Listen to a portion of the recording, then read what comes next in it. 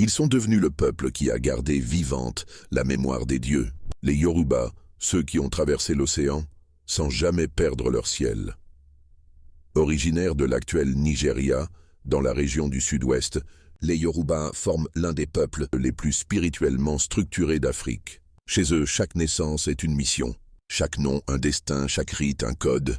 Au commencement, ils croyaient en Olodumare, l'être suprême, invisible, mais dont la volonté se manifeste à travers les orishas, des entités divines, forces de la nature, archétypes humains et guides invisibles.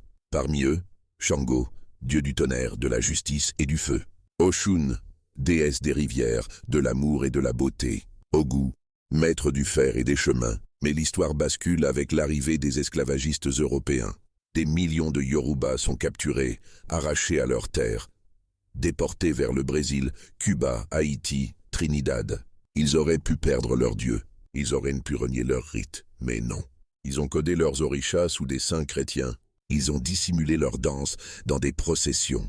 Ils ont gravé leurs prières dans la transe, dans les tambours, dans les rêves. Et aujourd'hui, le culte des orishas est plus vivant à Bahia, la Havane, Port-au-Prince, que dans certaines villes du Nigeria même.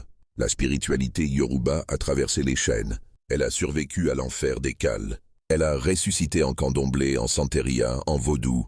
Et c'est peut-être ça, le vrai miracle, un peuple arraché, mais jamais effacé. Je raconte des histoires que seules les archives connaissent. Dis-moi en commentaire si tu connaissais cette version de l'histoire. Abonne-toi car tu ne dois jamais rater les prochaines vidéos.